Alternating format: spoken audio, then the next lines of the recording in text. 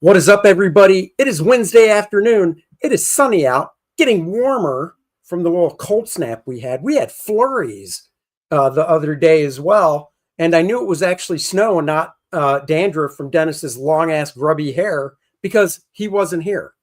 I didn't get the flurries. A bunch of us were texting in town here, and our buddy Chris, he said he was getting them, but nobody else did. So apparently it was just one spot in town here. It was right around here because Helen got them where she works, and that's pretty close. But it is the DNA show, the Dennis and Andy show, coming to you live from Charlotte, North Kakalaki.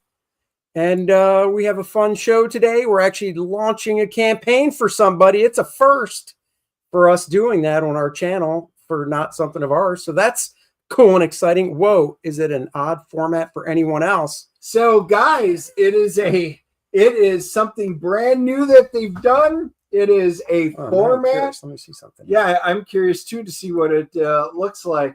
You can't just pick it, and normally you never worried about format. It just was the format. Now, depending on if you're on X/Twitter, if you're on YouTube, if you're on Rumble, you now have to choose, and it recommends for like YouTube horizontal or vertical, which means I assume like if you're watching it on your phone this way, it would look right. And if you flip it, it would flip it properly. Oh, no, it looks good. I've got it horizontal on my phone the proper way. So if it's not looking right for you, then I'm not quite sure, because even when I flip my phone this way, because we chose horizontal, so it shouldn't be showing up phone type format, I don't think, anywhere, because that's not what we chose. I don't think. I don't know. That's weird. Yeah, well, most of them, it was just, it's either portrait or landscape. And then for YouTube, it recommended, it's called both. So it looks like it will pick it depending on how you're holding your device. Go to YouTube on your thing, because go to your, oh wait, no, let me do it. I'll go to your YouTube channel and see what it's showing here. Let's see. No, look. That's yours, but there was, let me go back. There was two I could choose from. So look, this is also your channel. I don't know what you did. This is all on you, because literally, here, let me show you what I'm talking about. So, guys, you're learning behind the scenes stuff on what's Dennis from the DNA show. These are both your channels. This one. So it sends it out as both, because I don't mind.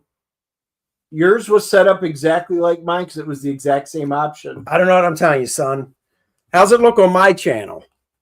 Let us know. This is so much fun. While you guys are doing that, you can let us know. Yeah, we're curious. This is all new. This was brand spanking new when I set this up yesterday, because I can only set the stream up 24 hours before we launch. I have two as well. So I guess you pick, because that's what you should do on your phone. You should look at my channel on your phone. Yeah. Anyhow, so it is what it is. Pick the option. Learning this. Yeah, pick the option you like best. And football over the weekend. Proud to say the Cowboys did not lose. They had a bye week. That is why. But I'm fine with that. How'd the Packers do, Dennis? They played the Panthers. The Panthers actually traveled to Wisconsin. No, they didn't.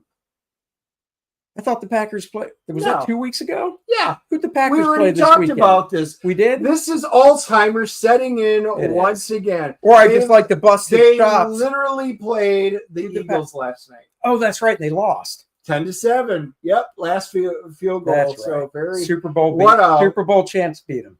They did. Shouldn't have. Hey, by the way, Mr. Alzheimer's, last night was Tuesday. Monday Night Football's on Monday.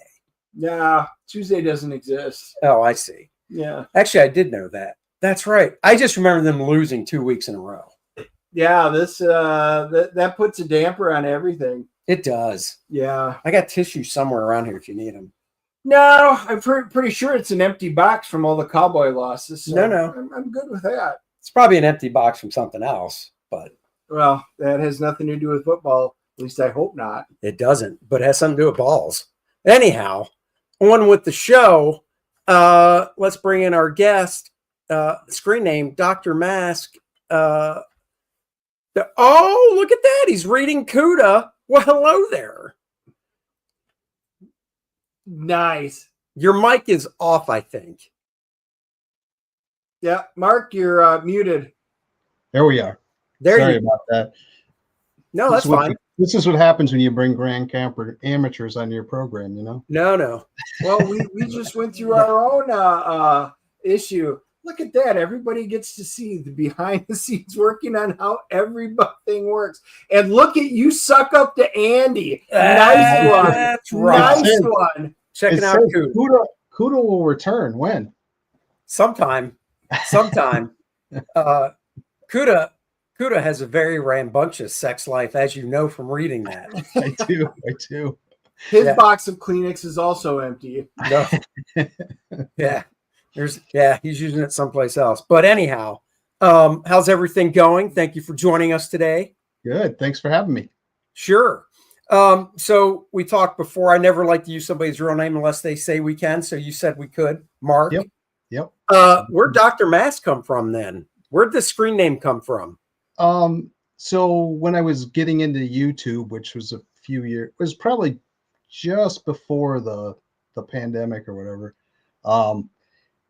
I just wanted a screen name. I wanted something that was kind of inspired by Edgar Allan Poe. So Masque of the Red Death is one of my favorites. So I just went with that. I don't remember how the doctor came about, but I added the retro elixir to make it a little more unique. And I had dreams of maybe making a YouTube channel and stuff, and that just never happened. I decided, as we talked about earlier, editing sucks. So it's one of the reasons why that never happened. I hear you. By the way, just so you know, Edgar Allan Poe, famous author and stuff. So. Walter Raven, nevermore. Right. Died in Baltimore. Yep. Yes. Thank you. Just making. Hey, I'm pretty sure I've read them. Not sure if you can say the same thing. You read books that had pictures of them. So I was in high school once. It all had pictures. Cliff notes. You can't actually have real words. Those little yellow books that were so nice in high school that sum things up nicely. Oh, didn't they have a book and record that you played and listened to as a kid? God, I think so. That would be nice. Are you a football guy by any chance? Well, I wore this today to that's sad. I just saw that. Jets. To make you guys feel better about your teams, you know? Yeah, I would say I'm sorry. Well, the Giants just fired their coach. I don't know if you knew that or not. I did. Matter of fact, somebody in the chat was even talking. They fired their Canadian dude. Oh, is he Canadian? Brian Dable, or whatever his name was. So I don't like punching down on teams like the Jets. And the only team I punch down on to make fun of is the Cowboys because it's just so easy. Hey, you need to watch. And so on Netflix is the documentary America's Team. And it's been out there. It's been out for a while now. And I see it and I'm just like, I don't know if I want to watch this. And then Graham was like, have you watched it? I'm like, no. And he goes, it's really good. So I'm like, okay. So I started watching it and it actually is really good. And it's at the period when Jerry bought the team. So I've always been a Cowboys fan, but when he bought it, it was 1986, 87, somewhere around there. So I'm foggy on all the details of when he bought it. So it was cool seeing the first press conference and stuff. And I guess they referred to that weekend as Bloody Saturday because he just shit canned everybody. But then the fun stuff was actually when he hired Jimmy Johnson. And obviously I knew about their friendship and blah, blah, blah. Things I don't remember is how hardcore Jimmy Johnson was. Now, before I continue, do you like Jimmy Johnson? Love Jimmy Johnson. Do you like Jimmy Johnson? From what you know about him? I mean, yeah, he's fine. Okay, so Graham doesn't. Graham's like, Graham said, I have more respect for Jerry Jones. I still think Jimmy Johnson's an asshole. And I wrote back and said, I do too about Jerry, but I've always loved Jimmy. So I was actually surprised to see him say that because Jimmy's a hard ass. Dude, there's video in this documentary during one of their training camps or practices, I should say. And this dude, a player's like laid out, and he's like, "Oh, I'm having an asthma attack. Just give me a second or whatever." And Jimmy, you can hear him saying, going, "Asthma? There's no asthma on my field. Get off my field. Take that asthma somewhere else." That's right. Rich says, I told Andy to watch that show, and apparently he didn't care. But Graham says to watch it. Yep, you know where you rank, Rich. You know where you rank. Who's this rich guy? I think he just pops in the chat. And then two more stories real quick that I just was like, oh my God, this is why I love Jimmy Johnson.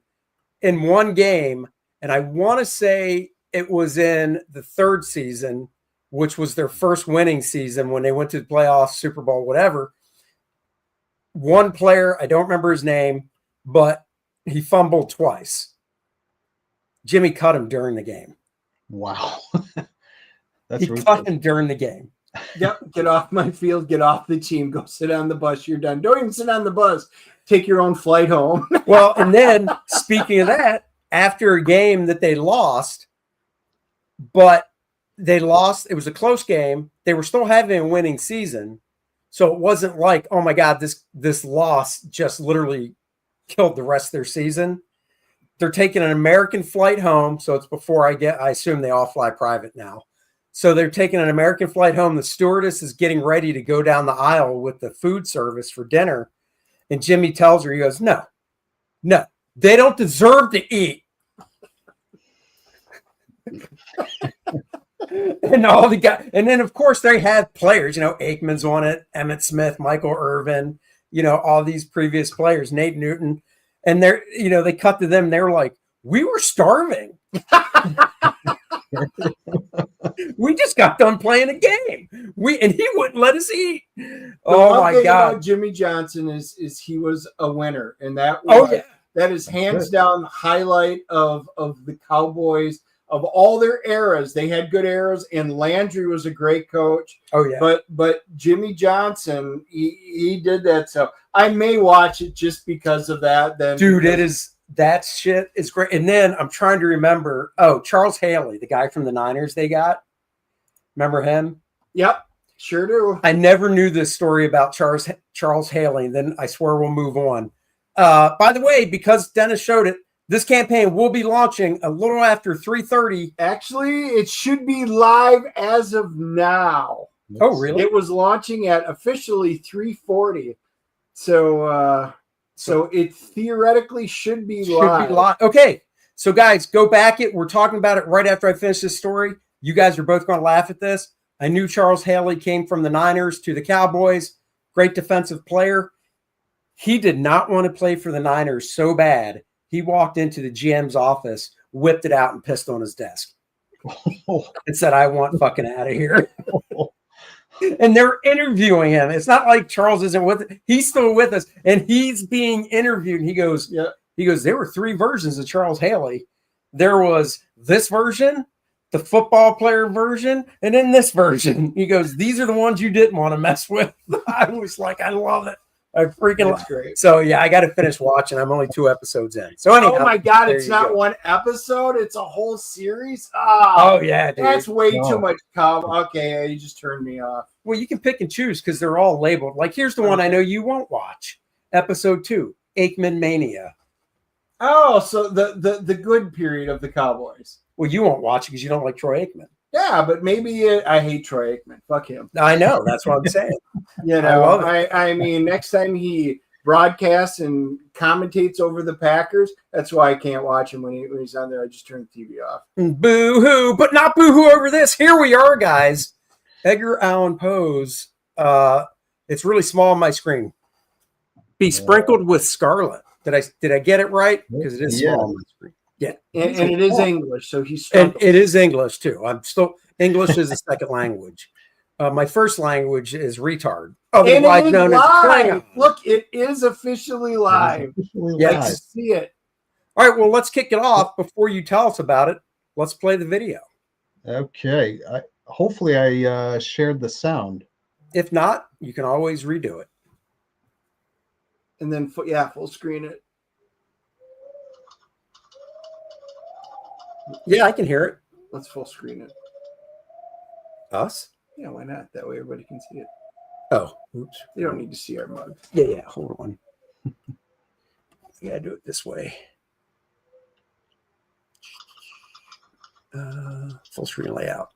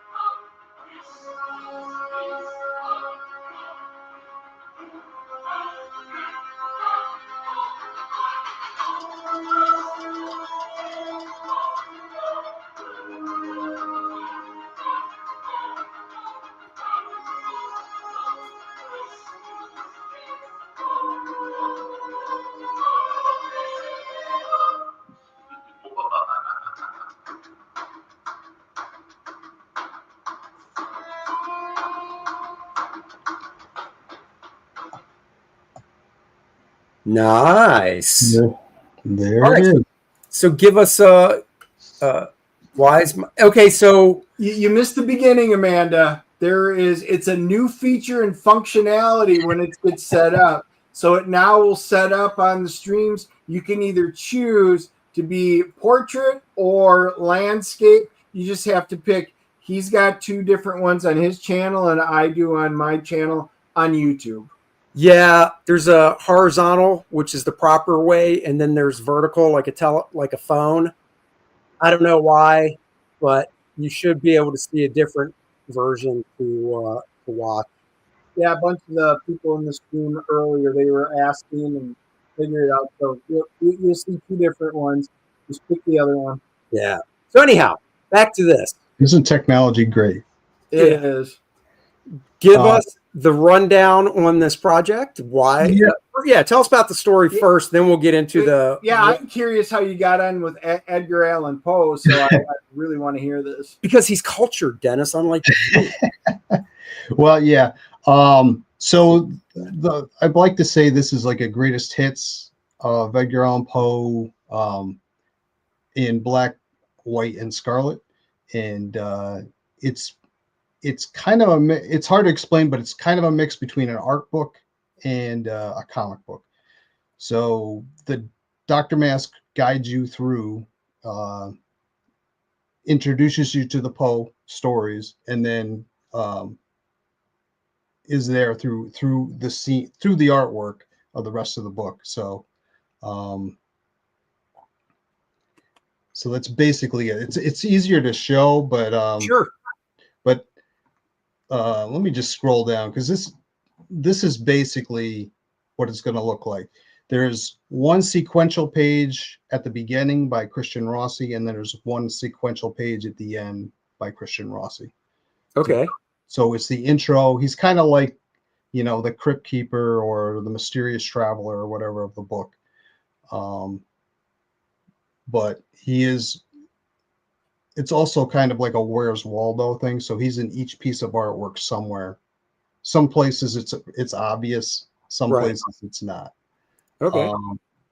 So like right here, that one's pretty obvious. Yeah. But yeah, it's 28 pages. I got a lot of great artists worked on it. And that's about it. As far as why Poe, ever since junior high, I've been a big Poe fan. That's cool. It's work that I keep going back to. I keep rereading the stories, And when I started working on this, I discovered things that I had never read before, which was cool. And actually 2 of those were added into this book. But that's one reason. The other reason is my son, he's a senior now in high school, Uh-huh. and if it wasn't for me, he wouldn't know who Poe was. Right. So really, they don't teach. They didn't teach about him at all, really, in school. No. Not anymore. We were just having this conversation with my niece and nephew, and he's reading Lord of the Flies right now. And I'm like, oh, another great book. And but we were talking about some of the classics and stuff, and Poe came up, and he's like, yeah, neither one of them. They were never even exposed to him. I'm like, how is that even possible? Yeah. I mean, he has read, some classics. Like they're actually reading Frankenstein right now. Really? And he had to pick an independent book to read too for school, and he's reading Treasure Island. So there's two good ones. But yeah, I mean that was.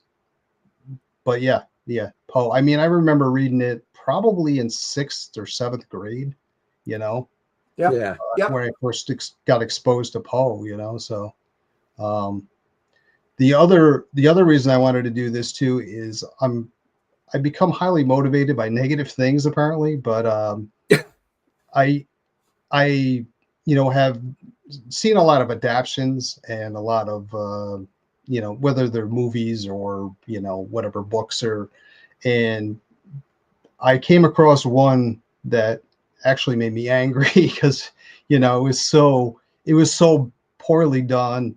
It was like, why is his name on this book if you're basically making fun of him? So do you? I mean, you don't have to, but do you want to say what it was or no? I'd rather not. That's fine. You'll tell us when the show's over. I certainly will.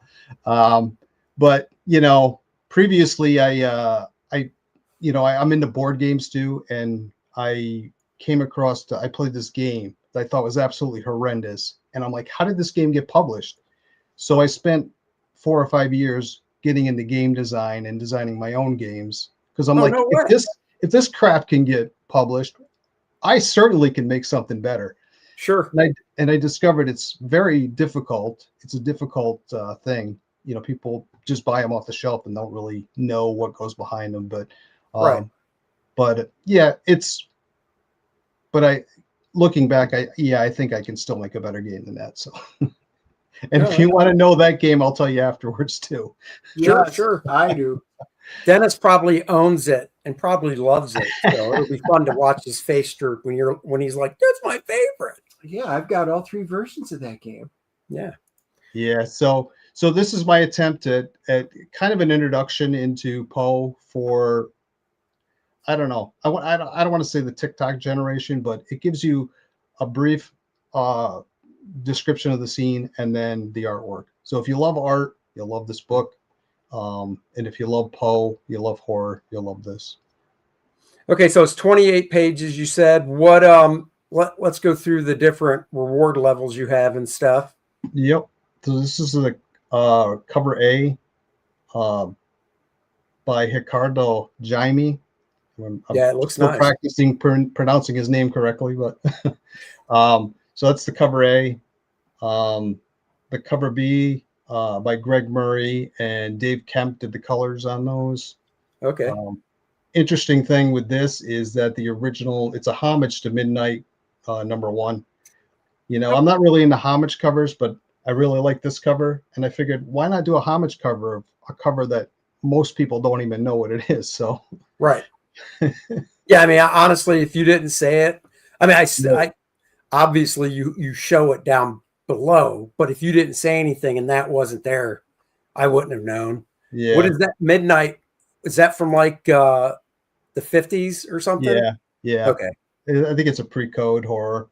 Okay. No, actually, it's not. It's got that's a whole nother story. But yeah, it has the comics code. When he originally drew the cover, it had the comics code on it. But then I found out after the fact that somebody owns the rights to the comics code. Right. That's why you just take it and make your own. Yeah. So we just took it out, but I'll know that for the future. And then this is newsprint version.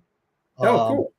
With it's just got a slightly different logo, but it's limited to 100 copies. Nice. And then we have the 3-in-1. You get all three. You can save a few bucks on that. That's this cool. is some of the Christian Rossi sequentials from inside. You get a digital copy. This is a Christian Rossi t-shirt. Oh, nice. I had him do this for my Fund My Comic logo, and I loved it so much. I just had him do it with a different book. So that's cool. And then this is the team, which is huge. But Jim Whitting, who's a comic guy, he's got his own comic. It's Margot the Intergalactic Trash Collector. I always forget the name of it, but he's a graphic designer. He helped me a lot, like to set it up and make it look nice. So, and then Dave Kemp does all the interiors. Christian Rossi does the sequentials. Keith Gleason does the lettering on the sequentials. And then here's all the artists. Robert Geronimo, who does Blood Realm. Alexei Gorbut, who does, I don't know exactly what he does a lot of fantasy type stuff. Mm-hmm. And I saw his artwork and it just blew me away. So Jim Whitting, we just talked about, he did a piece for it as well. Preston Azevedo, Peter Gilmore, who everybody should know. Anthony Pugh, who I met at IC3, which is an independent comic convention in Connecticut. Strictly all independent guys. Great show if anybody gets a chance to go there. What time of year do they usually have it? I believe it was in the summer. Oh, okay, cool. Yeah. Ricardo Jaime again. He did the interiors. I was looking for a cover I really liked, and once I saw his interiors, I'm like, this guy's got to do a cover too. So, Kevin Conrad, you might know from Kiss Psycho Circus and Spawn. Brian Baugh, who has Wolf and Batsy. Fabrizio Aiello, who has his own book, Horace H. Hoover.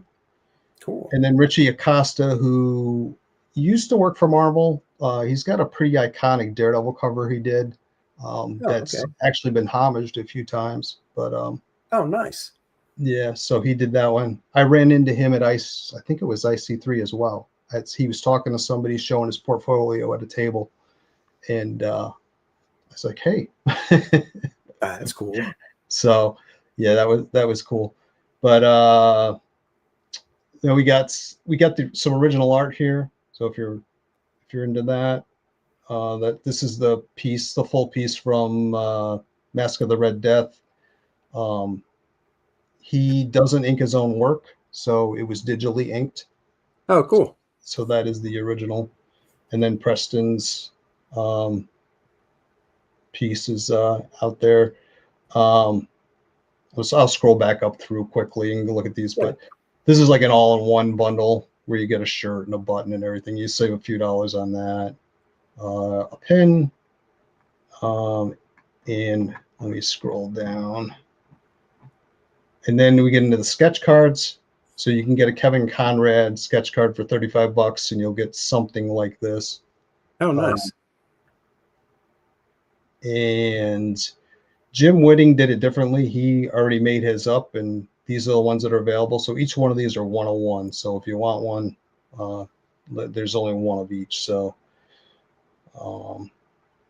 and it's all on Dr. Masque stock.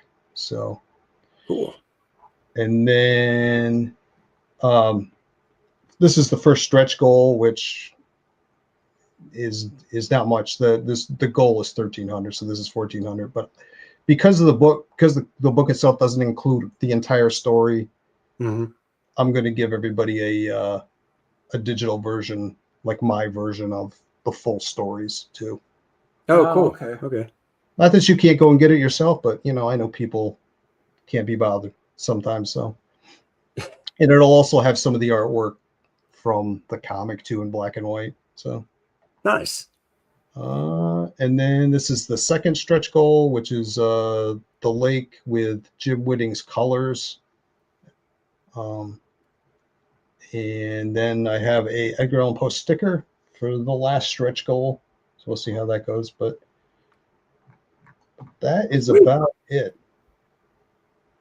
Oh, that's cool, man. There's a lot of stuff. I don't know. I might have overdid it for my first one, but I just couldn't help myself. It's not. I mean, it's one book with was it three covers? Three covers, yeah. Sort of three covers. I mean, you're still printing the same guts, and it's just swapping out covers. It's not that bad. Yeah. So, well, that's cool, man. We will definitely check back in on it and promote it more, guys. There's 3 backers as of now. We need one more for the official DNA bump. That's right. So go check it out if you're an Edgar Allan Poe fan or just a fan of those type of stories and stuff. Check it out for sure. I think the art looks cool. Yeah. So nice. Very cool. Well, we were talking about, adaptations. Yes. So what is the best adaptation that we've seen in recent memory? Or have we? That's Guys, a good question. We're going to be doing a review of, we sat down, we put it on our calendar, we popped popcorn, and we sat down and watched Frankenstein. That's right. So we're doing a review of Frankenstein with our guest, Dr. Masque, aka Mark. So Frankenstein, Netflix. Let's do a review. Okay, Dennis, tell us, what is Frankenstein about, Dennis? Well, Dr. Victor Frankenstein, or Frankenstein, depending on the versions you guys like, is a brilliant but egotistical scientist. He brings a creature to life in a monstrous experiment that ultimately leads to the undoing of both the creator and his tragic creation. And this movie stars Oscar Isaacs as Dr. Victor Frankenstein, Jacob Elordi as the creature, Christopher Waltz as, can't remember his name. Who do you play? Harlander. That's right, Harlander. Yep. So glad to see him. He's one of my favorite actors. And the surprise, because, I stayed away from everything from this. Mia Goth plays Elizabeth, and we all perked up when we saw her because, we were big in the Pearl and the X videos and movies franchise that she's in. Yeah, that's right. Yeah, she looks totally different in something like this. But, totally different. I mean, the role compared to those you just mentioned is so different. Now, as everyone knows, I'm a voracious reader, and I've read Mary Shelley's Frankenstein so many times. So many times, Dennis. So many. As in any number like 0? Yes. Yeah, 0. I kind of figured that. I hear it's a long, dry read. But I've seen most of the Frankenstein movies, so I consider myself sort of well-versed. It was not my favorite read. It was not. I read it way back when. And before there was actual things you could watch. That's how long ago you read it. Yeah, it was. I mean, other than the original Frankenstein, but it was a dry read. It's kind of reminds me of Tolkien. It wasn't an easy thing to read, but you got to read it once, just to get it. Now, going to the other movies and stuff, there have been some good ones, bad ones. My favorite version of them up until this movie was the Munsters. I mean, Herman Munster was the best Frankenstein. Shut up. Let's dive into this review. I thought the acting was really good. I thought Oscar Isaacs, that's right? Isaac, yeah. Oscar Isaac, I thought he was tremendous. I mean, I'm not a huge Star Wars guy, and that's where I first saw him was in those. And I mean, I was kind of neither here nor there. I'm just like, whatever. He was fine. Star Wars, okay, whatever. Moon Knight, yeah, I mean, he was fine as Moon Knight. Yep. I just don't think they did the right Moon Knight story. That's nothing against him. He didn't write it.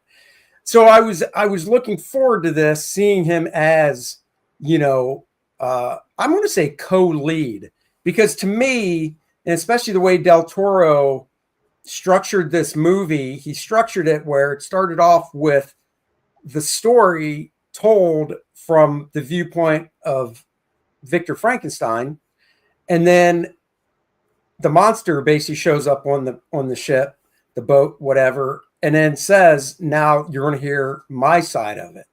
So I think it's a co-lead. I wouldn't say he was the star, just like I wouldn't say Jacob was the star. I think they both were because of how they set it up. Yeah, I kind of would too.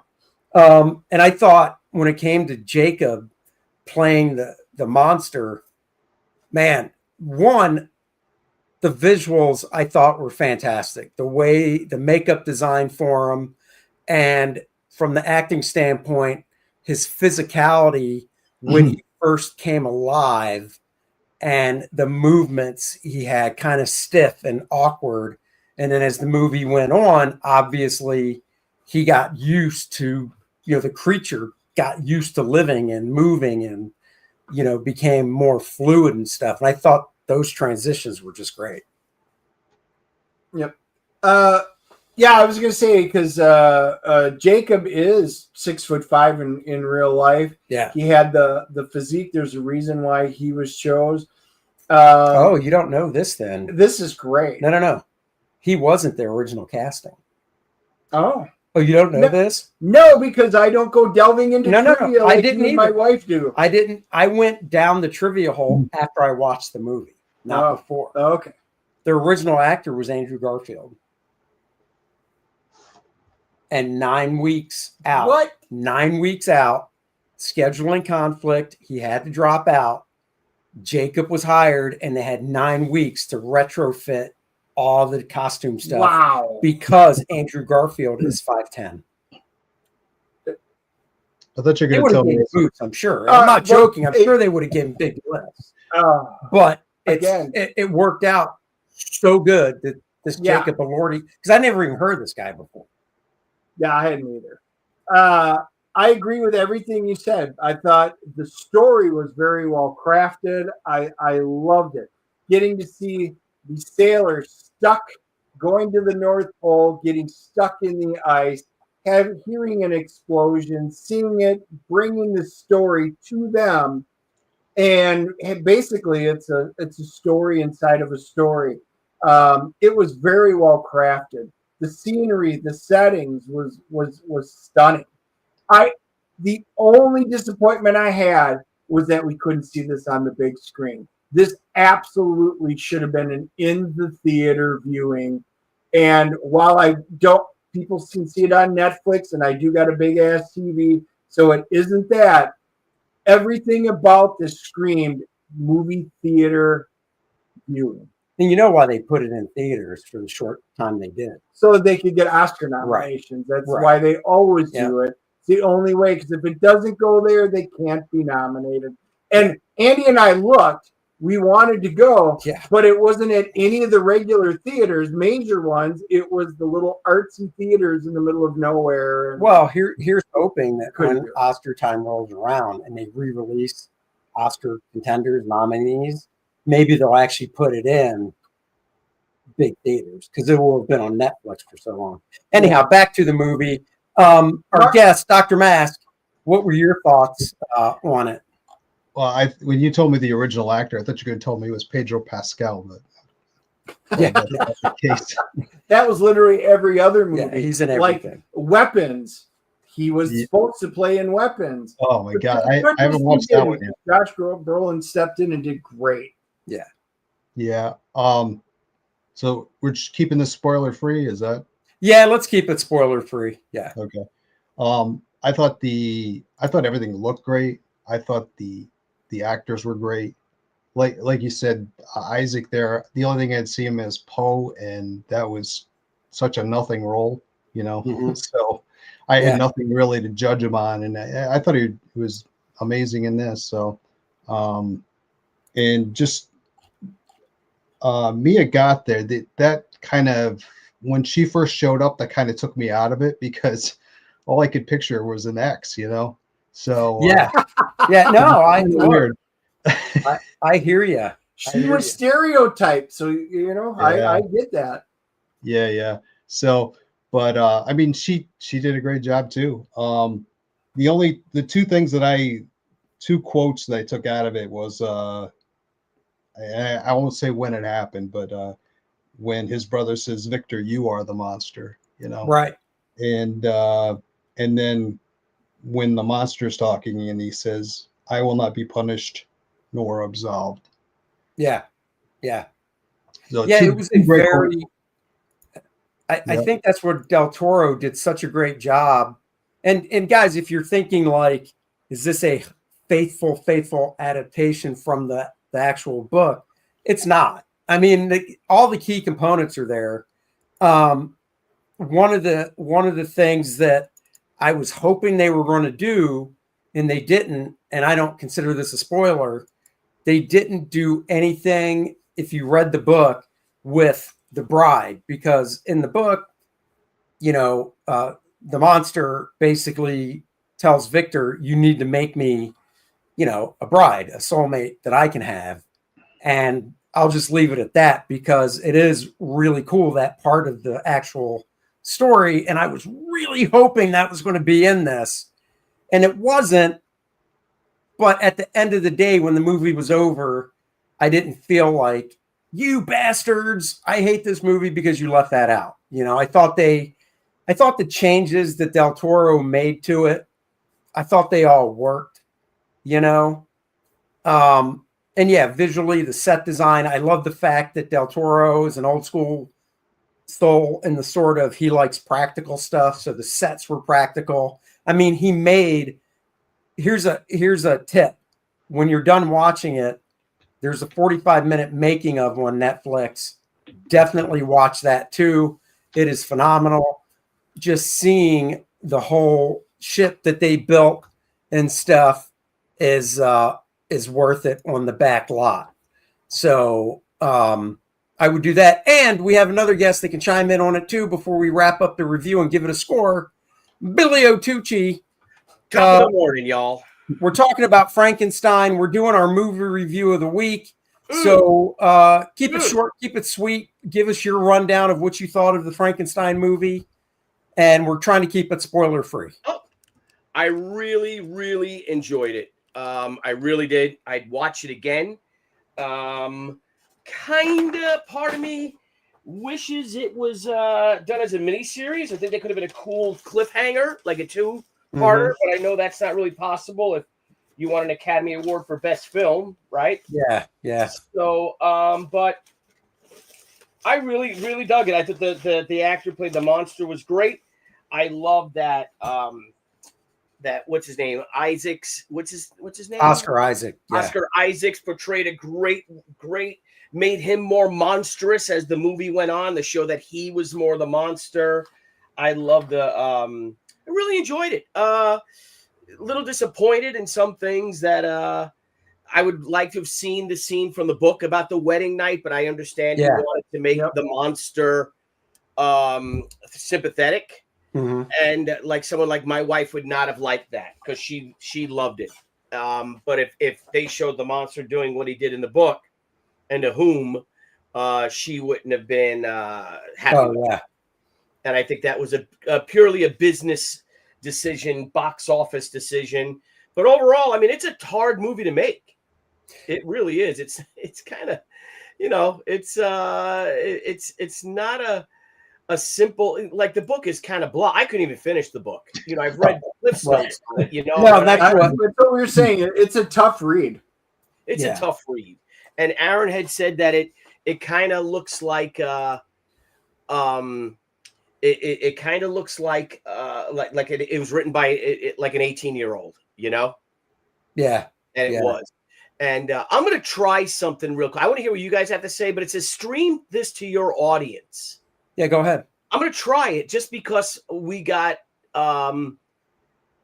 banned. Yeah, no, go ahead. Live because right, I played Dr. Masque. And Andy, I wasn't sure I was coming on because I thought it was going to be Dr. Masque's show. No, I told you it was all good. Oh, okay. All right, so we're going to wrap up the review with the way Dennis and I wrap up with our reviews is we give it a CGC rating. So like CGC does comics from 0.5 to 10.0. That's our grading scale. So we'll go first, and we'll throw it to you guys. Whose turn is it to go? Your turn. It is my turn to go first. I'm giving it an 8.5. On the Frankenstein movie scale, on the movie scale, it's an 8.5 for me. I thought it was great. I probably will watch it again at some point. Maybe not in order. I might just fast forward to certain bits, or I'll watch it in order because I know there's stuff I missed. From a Frankenstein movie, now I haven't seen every Frankenstein movie, but I've seen, I guess you could say, the tentpole big ones. You know, the very first one, of course. I know there were some in the 70s. I didn't see those. I guess the next one that comes to mind is the De Niro one. And then after that, I can actually put this one in there now, even though I started watching it after this one. Somebody said online that there was one in 2004 that was made for the Hallmark Channel. And they said they liked it better because it was more faithful. I tried watching it. It is literally, it's 2 parts, so 2 hour-and-a-half episodes. I got halfway through the first episode and just had to stop because 1, you can tell it was made for the Hallmark Channel. Everything's pretty. And 2, I don't care if it's more faithful. I didn't think the acting was that good. And Donald Sutherland's in it, for God's sake. Oh, I didn't think the acting was that good. I couldn't get through it. So this I'm going to put as my favorite Frankenstein movie. So 8.5. Dennis, what say you? I did not know there was a Hallmark version, so that is one I know I haven't seen. We'll talk about it later. Helen must have made you watch it. No. So I'm giving it a 9.0. My wife and I both watched it, and she's like, "Ugh, I am not watching this. You know I don't like these movies." I'm like, "Baby, just watch it." I said, everybody's so excited for this movie. This could be a surprise hit, and you don't want to be the one to miss it. You make me watch crappy movies all the time. I'm making you watch a potentially great one. So let's do it. She loved it. She absolutely loved it. And she goes, "Oh, I will be seeing it again because my daughter and her friends have been dying to see it. So they're coming over at some point, and we're going to have another Turner family showing of Frankenstein." So yes, 9.0 on the scale. I will be watching it again. I might have to come over and watch it because you do have that big 85-inch, 110, whatever it is, TV. It's a wall. It's 1,000,000 inches. Yeah. Okay, Dr. Masque, you're up. What's your rating from a 0.5 to a 10.0? I'm with you. I'd say an 8.5. That could change once I watch it again, but overall, yeah, I thought it was great. Cool, Billy. You know, I'm good. I'm in that 8.5 range too. I got to be honest with you. I think. Well, there's 3 geniuses here, and then there's Dennis. Yeah, I just I think the length and a few things that that again, it's a tough movie to make. So I mean, we really want to give it a 9. I mean, March of the Wooden Soldiers is a 9 for goodness sake. Yeah. Star Trek 2 is a 10.0. Oh, let's get out of here. All right. Okay. After that, what about IMDb, Rotten Tomatoes? What do we got for those guys? IMDb is giving it a 7.6. That's the critics. Yep. And on Rotten Tomatoes, the critics are giving it an 86%.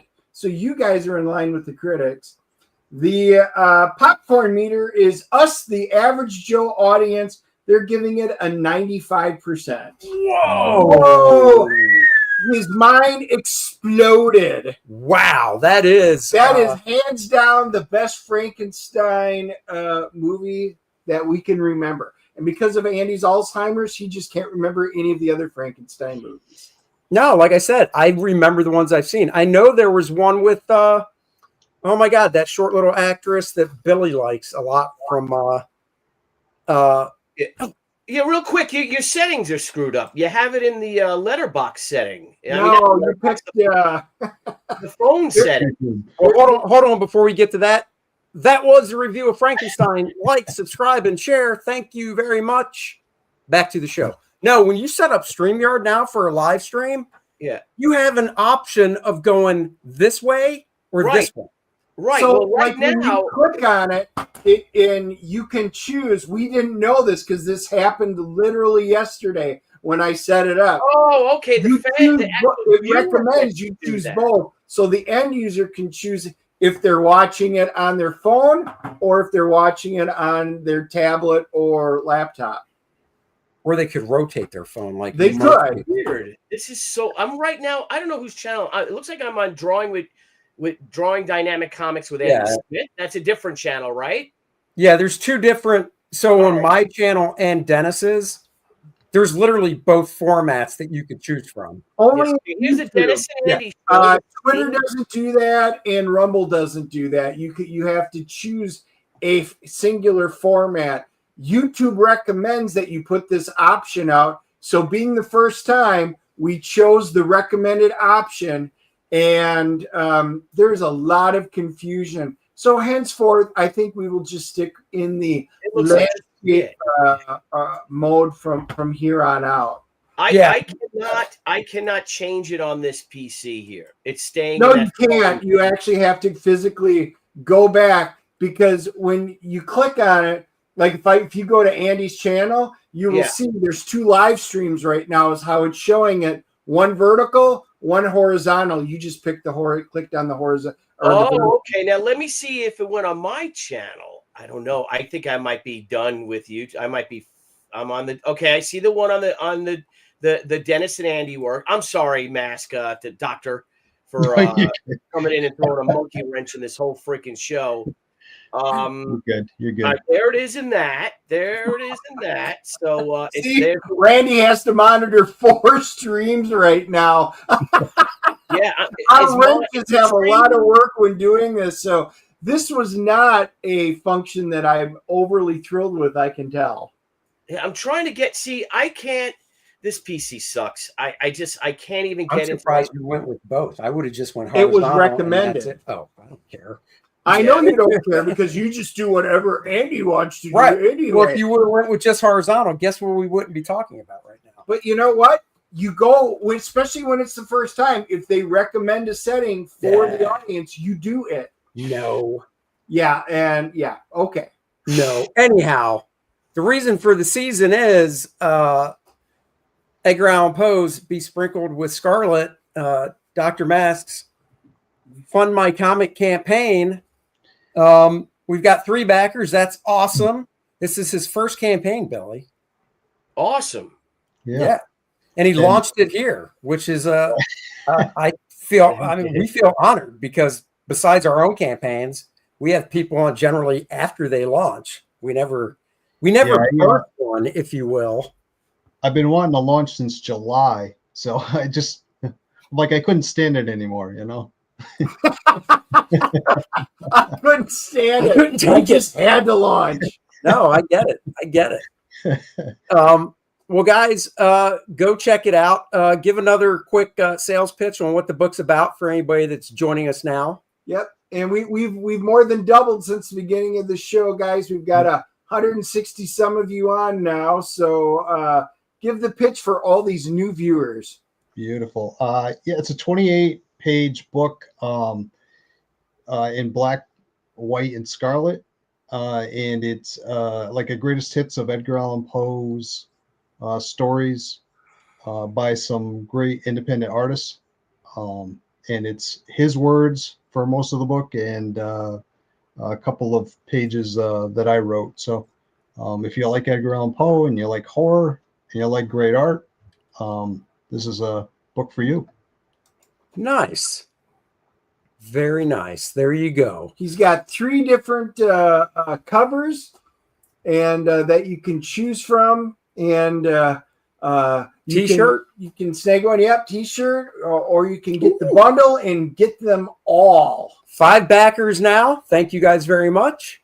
Thank you, everyone. That's awesome. Very cool. Very cool. We will get back to it. Billy, I hear Ron is in its final 2 days. Yeah. Yep.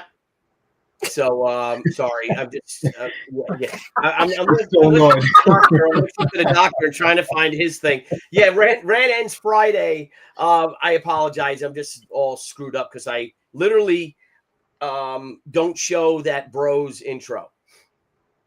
I think that's what violated their terms. I gotta. What did you guys get struck for? Okay, I noticed this is the second time. Yeah, I did it 3 times tonight because I loaded the video back up. Because so this has not happened to me, Graham, or Aaron. I believe it happened to Art once. Yep, and me and Billy when they show the bros intro where we're popping out of the water, shooting guns, whatever. Yeah.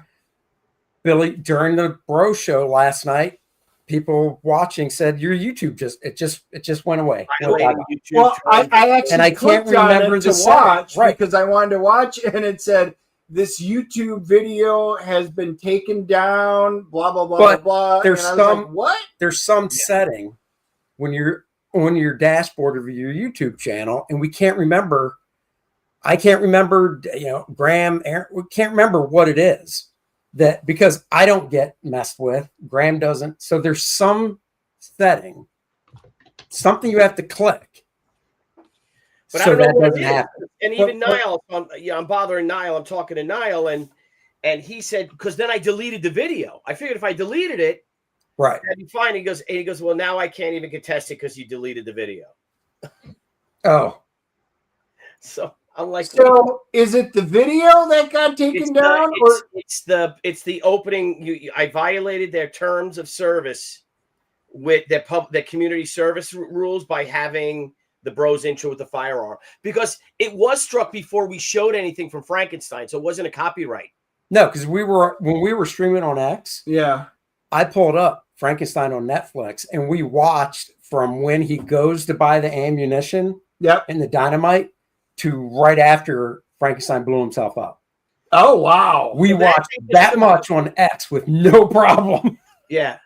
But YouTube and YouTube, they fucked me. So now I hope, I don't know. I mean, maybe if I start all over and get, now, what channel were you streaming on? Was it the Nile? Was it the Pop XP? I got my regular channel, which I just shared to.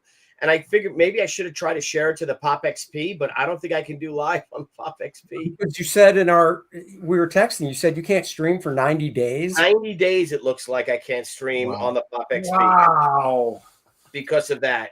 So what we're going to have to do one time. Yeah, I mean, just. No, what we're going to have to do one time is do this, except not streaming out, just like you and I.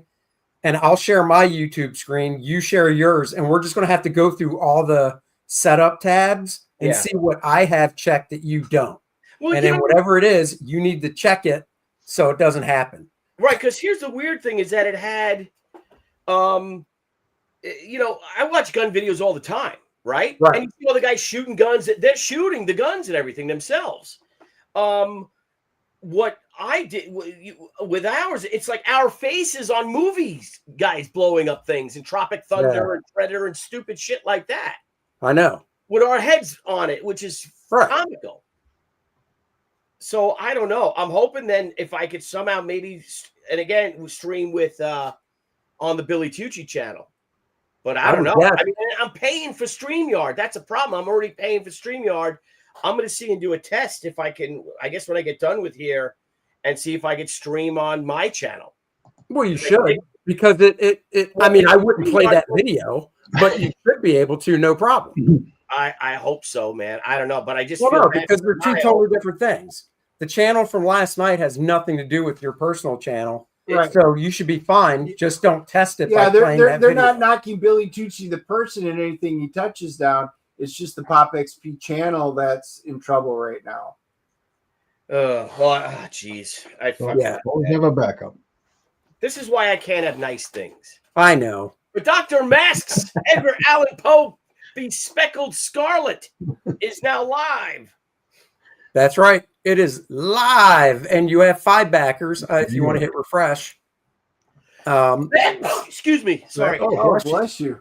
Thank you. God bless. We have a Rumble channel for the professionals, and I'm thinking that we need to just start every Tuesday. We just need to stream over to YouTube, that Rumble channel, and X at the same time from now on. Yeah, I think so. So, do you get anything out of X, or what's that? Do you get anything out of X, streaming to X, or? We get more. Oh, X is number one. Yeah, we get more viewers from X than we do. Okay. So, like right now on X, we've got 140 out of 180. So probably 77% of the viewers right now are on X. Yeah. Okay. Yeah. So when you stream, you should Now to stream on X, you have to pay for the blue check. The like $11 a month or whatever. Yeah. If you don't pay for that, you can't stream on X. So yeah, I did that because I write a lot. So if you I was going to say, for those of you who want to do that, if you sign up and do the paid and you want the check mark on X, sign up on your cell phone. Believe it or not, you'll get a different rate than if you sign up on the computer, and it's cheaper. Now, what for StreamYard? Yep. No, for X. What are you paying for on X?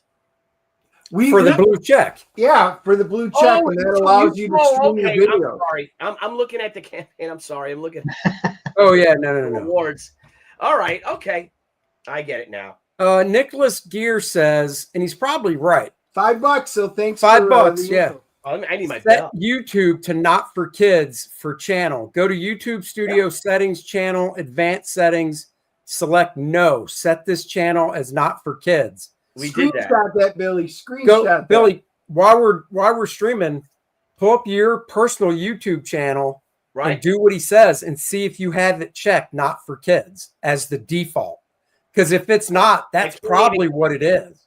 Well, all right. I'm in my channel here, but for some reason, when I'm logged in on this PC, I can't log into my, like I said, these fucking So I'm at a different so channel. to either screenshot this or take your camera out and take a picture of it, so you've got that and you can go through both. No, I was going to say, if you're so Billy, what you're saying is right now on you're on the Pop XP on that computer No, right now, I'm right? not. Nope. StreamYard right now. I just logged in from the link you gave me, right? No. You need to go to YouTube and do this. I understand, but so here's what's happening is that right now I am on StreamYard with you, right? I took your link and I went on it.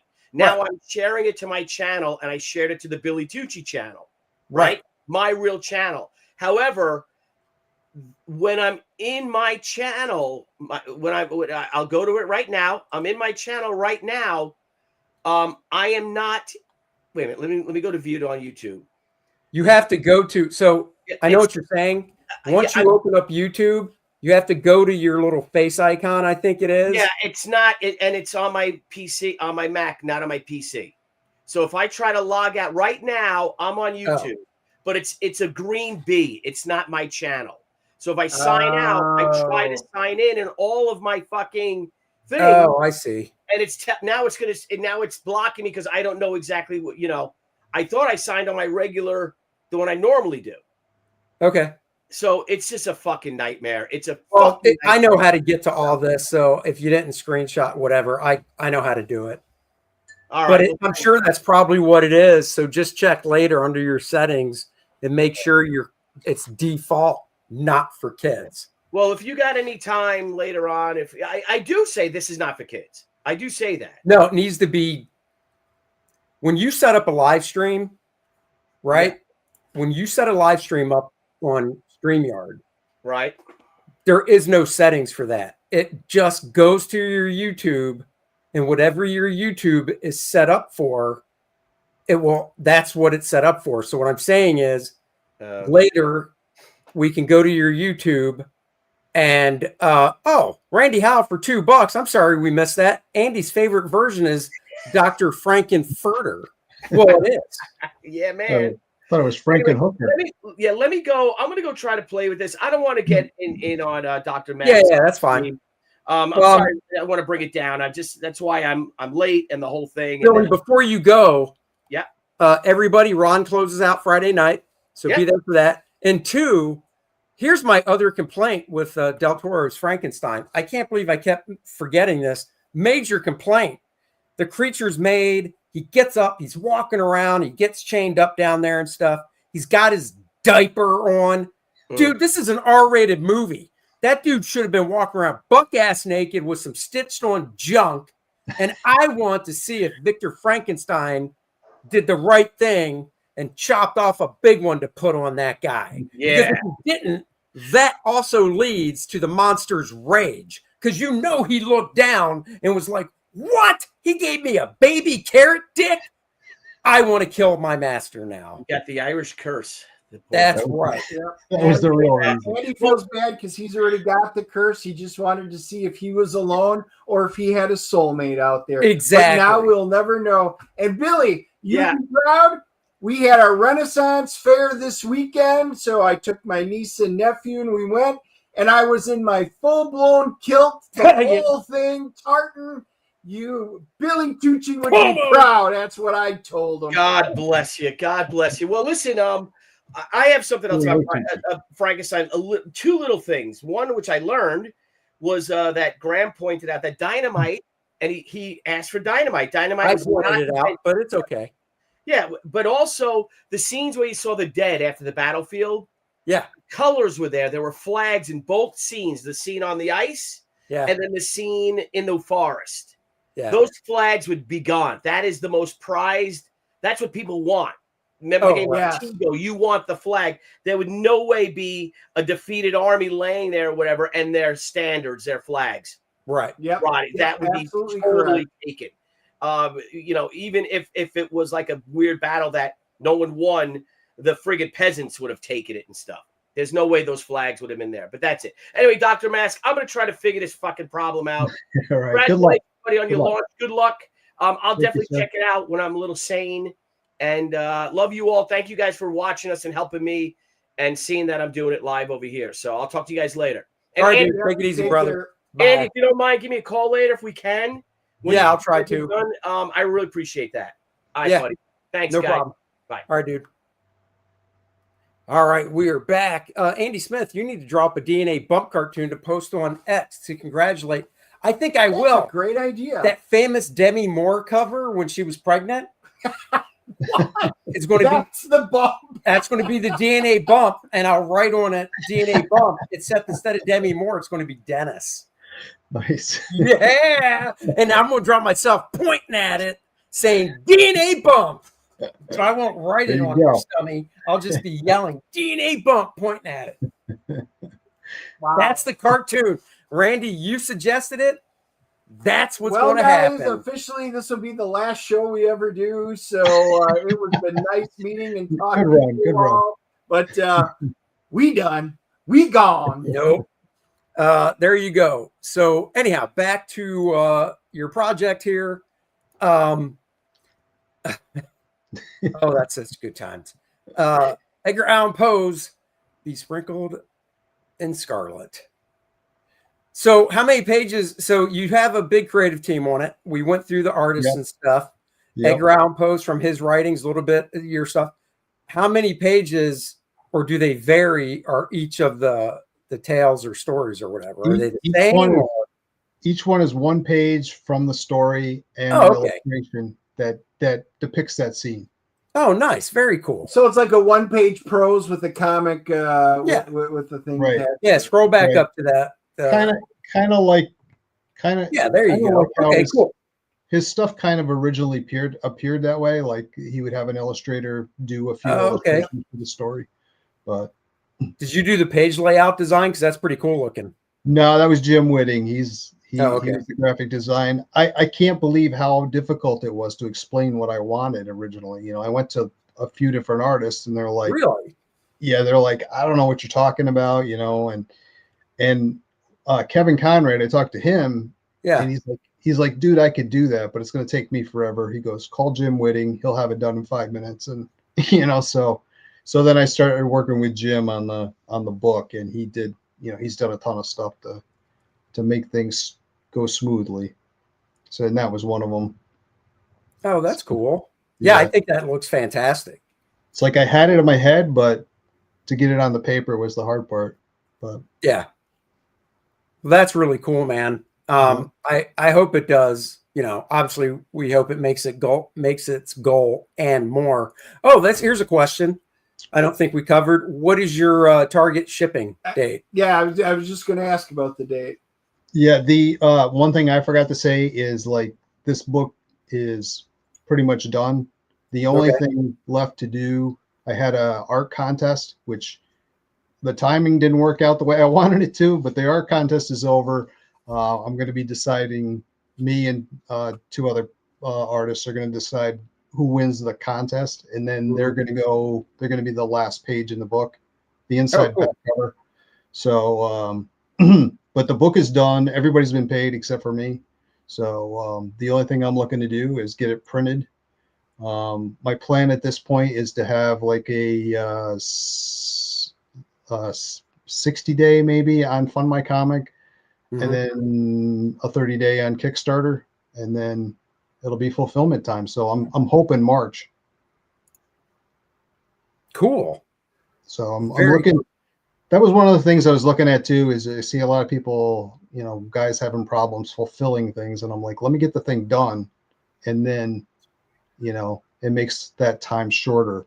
And with doing it this way, where we have like multiple artists doing things, I feel like I could probably do one of these in like 6 months turnaround, because I can have multiple guys working on multiple, on different things and put it all together. So, right.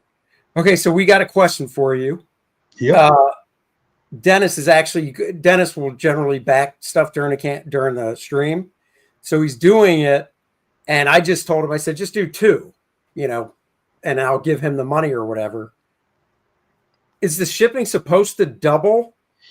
Yeah, that is a flaw in Fund My Comic. There's no way to change that. So it's inherent, huh? Yeah, the sketch cards, I did built in a coupon because I didn't want to charge somebody $10 to ship a sketch card, or if they bought a book and a sketch card, it would reduce that shipping. But yeah, unfortunately, that's a problem with the way that Fund My Comic is set up. So see, we learned something today. Does he not do? Because I've backed things on Fund My Comic, but does he do add-ons to where if you did an add-on, you could set up a different shipping, or no? No, not that I know of. I don't believe so. So I know they're working on getting past that. I think they're probably a few months out on finally, getting that taken care of. But yeah, the cool thing is it's, obviously it's only a 1% fee for putting it out there. But yeah, I think every platform has some sort of issues, but yeah, that is one of the ones. Nope, that's cool. Well, that's good information, so people know anyhow. So yeah, I guess I didn't look at it that way when I was setting it up, because like you could buy like all 3 covers, and that has reduced, a reduced price, and it'll be the same shipping as if you ordered 1. But if you order multiples of things, then so yeah. No, that's a good. No, but seriously, that's a pitch. When you do that, pitch it out that way too. So yeah, I mean, if you can go in and I'm sure, just like the other platforms, you can go in and add a new tier, right? Yep. You might want to do a tier where, so you've got to buy all 3. You might just want to do one where, let's say, you can get A and B, or pick 2 or something like that. Or pick 2, and then I don't know if on the back end of Fund My Comic, there's like, so when you do T-shirts, right? Yep. I'm assuming when somebody buys a T-shirt and they check out, there's a drop down where they pick the size, right? Yep. So then what you could do is you could do a tier for 2 books, and then when they check out, do a drop down that says A, B, C, and they pick 2. So they could pick A and C, A and B. So maybe, and then you could do shipping at, $12 or $11. Yeah, that's a good idea. Yeah, because if we go to the T-shirt, you can see, yeah, it's right here. So you just pick your size, and then Yeah. So yeah, just something to think about. But yep, absolutely. Cool. So 7 backers. Well, we are definitely one. We contributed. So 7 backers, but 2 more actually, because 2 of us. It just, So I appreciate it.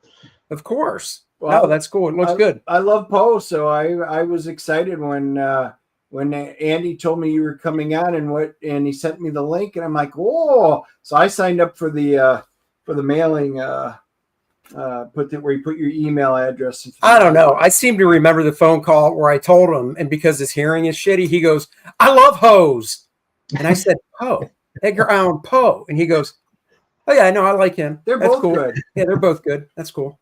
So that's how it actually goes, but yeah, that's how it actually went. One more, we get double DNA bump. We'll try to.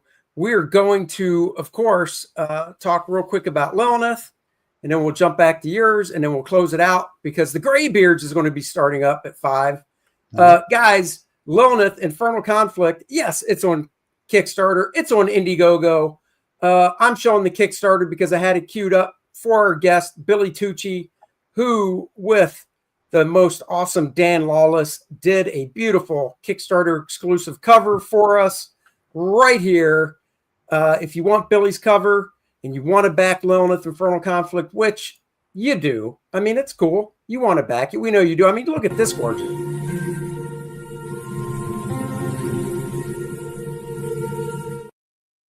She does. I put in the directions of take top off and it wouldn't do it. Block, get with it. So actually, I didn't do that. I'm not that much big. So go get Lilineth Infernal Conflict. Lilineth's home is under threat from the demon Lord Vixarion. Her and her succubus allies go to war against Vixarion and his incubi army. They need to win this war or they will be ruled by Demon Lord Vixarion. You want to find out more?